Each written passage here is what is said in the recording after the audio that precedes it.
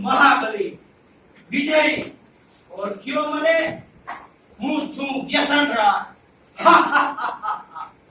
આજે એક પણ એવી વ્યક્તિ નથી જે મને ના ઓળખે. લોકોના દિલો પર મારું જ રાજ ચાલે છે. હું ધીમે અસર કરનારું બીજું છે. આ મૂર્ખ માણસો મારું વ્યસન કરીને મોતને પેટે છે. બે જાતે બાગ અને બગીચાઓને સ્મશાન અને કબ્રસ્તાનમાં ફેરવી નાખ્યા. મારે લીધે જાતે દવાખાનાઓ દર્દીઓથી ધમધમતા રહે છે.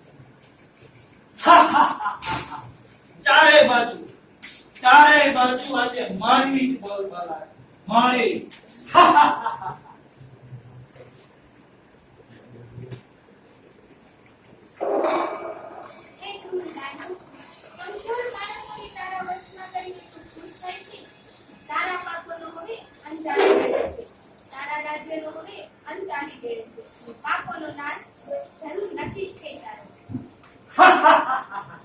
અરે નાદાન દેવી, તને નથી ખબર આ લોકો મને જીવથી પણ વધુ પ્રેમ કરે.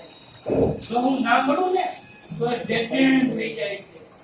પાન, બીડી, તમાકુ, દારૂ, સિગરેટ આ બધા જ મારા સાથીઓ છે. સાથીઓ બતાવી દો અમને રાતનું રાત કઈ રીતે ચાલે છે. હું છું તંબાકુ, કરી દઉં છું બધાના મનને બેકાબુ. હું જ સૌથી વધારે પ્રખ્યાત છું, સમજ્યા? મને દરેક શેરીએ વણાકે ખૂબ જ સસ્તા ભાવે કોઈ પણ વ્યક્તિ સરળતાથી મેળવી શકે છે. એટલે જ તો નાના બાળકો મારી ચાલમાં ફસાયા છે. એ હજુ સાંભળ, મેં બધાના કાલોને કુદરાવીને છડબાઓને એવી રીતે ચીરી નાખ્યા છે કે માણસ પોતાના વાડામાં એક અન્નનો દાણો પણ ના નાખી શકે. શું તમે જાણો છો મારાથી થતા મૃત્યુના કારણે ભારત વિશ્વમાં ત્રીજા ક્રમે છે. ત્રીજા. જવાનોના ચહેરાના નૂરને મેં ખરડા જેવું કરી નાખ્યું છે, જે મારા માટે મરવા પણ તૈયાર થઈ જાય છે. ખાઈ કે પાન બનારસ વાલા, ખાઈ કે પાન બનારસ વાલા, ભૂલી જાય બંધ અકલ કા તાલા. ખાઈ કે પાન બનારસ વાલા. હું છું પાન, લઈ લઉં છું બધાની જાન. જોવામાં લીલો અને થૂકોતિયા થઈ જાવ લાલ. આજે આખા ભારતમાં એક પણ એવો ખૂણો નહીં હોય જ્યાં મારી પિચકારી ન હોય. મોલ હોય કે શેરી, મકાન હોય કે મોટા ટાવર, આજે બધા જ મારા રંગે રંગાયેલા છે. મેં ઘણાના જમવાનું પણ અટકેવું કાઢ્યું છે.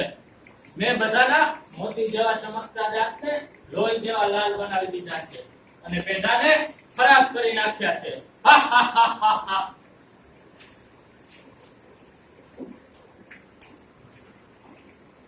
હું છું સિગારેટ, બતાવી દો બધાને મોતનો ગેટ.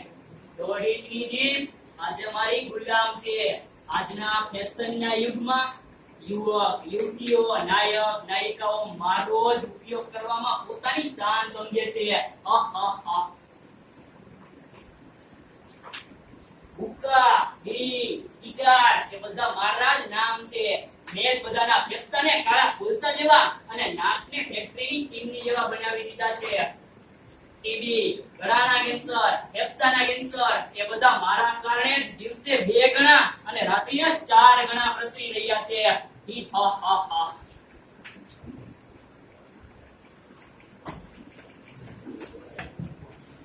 હું છું દારૂ, મને કહે છે શરાબ, કરી દઉં છું લીવરને ખરાબ. રંગ, વિસ્કી, બ્રાન્ડી, દેશી, અંગ્રેજી બધા જ મારા. પેલા માણસ મને પીએ છે, પછી હું માણસને પીશ. મારા નશામાં ગાડી ચલાવનારને નર્કનો રસ્તો બતાવી દઉં. છેલ્લે પાર્ટી હોય કે ફંક્શન, પહેલી પસંદગી બધાને જોઈએ તો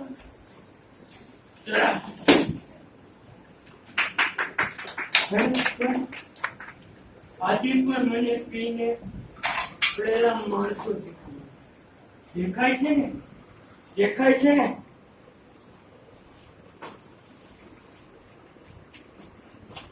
હું ઘેર સુધી પહોંચી ગયો.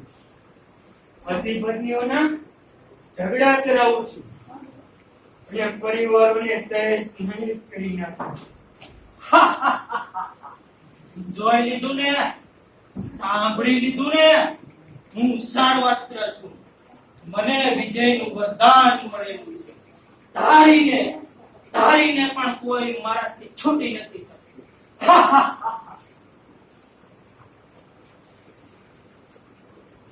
આપણા પૂર્વજો દેવી દેવતાઓ કે જેમના મંદિરમાં આવા અપવિત્ર વસ્તુઓ તમે લઈને જાઓ ને તો એ મહાપાપ છે. શું આ બધા ખરાબ વ્યસનથી તમને કઈ થતું નથી? આ બધા ખરાબ વ્યસનો કરવાથી શું તમને શરમ નથી આવતી? આજે જોવો તો ઠેર ઠેર બધા વ્યસન કરતા જોવા મળે છે અને વ્યસનથી કેટલું નુકસાન થાય છે એ તમને પણ અત્યારે દેખાય છે. આ વ્યસનોથી થતા નુકસાન, એમાંથી થતી પીડા, એના ઈલાજ માટે શું તમારી પાસે છે કઈ? તમારી પાસે એની પાસે નુસ્ખો છે કઈ? શું કરશો તમે? તો ઈ આ જે વ્યસનો જે બધા કરે છે આપણે જોઈ જ રહ્યા છો. ઈ વ્યસનો દ્વારા ઘણા વિધવા તો ઘણા અનાથ બની જાય છે. માટે મનુષ્ય તમને કહું છું કે જાગો, હજુ સમય છે, સમજો. હું તમને એક વિનંતી કરું છું કે વ્યસન છોડો. જો તમે વ્યસન છોડશો તો તમારા ઘર-બાર સહી સલામત રહેશે, તમારા પરિવાર તેમને જેમ જ રહેશે. સમગ્ર વિશ્વમાં જ મનુષ્ય એકમાત્ર એવું પ્રાણી છે કે જેને બુદ્ધિશાળી ગણવામાં આવે છે. શું આજ છે તમારી બુદ્ધિ? શું આજ છે તમારી બુદ્ધિ? તો વ્યસન છોડો. મારી તમને વિનંતી છે કે વ્યસન છોડી દો. શું વ્યસન છોડવા માટે તમે બધા સો મારી સાથે સહમત? અમે સહમત છીએ. અત્યારે નહીં તો ક્યારેય નહીં.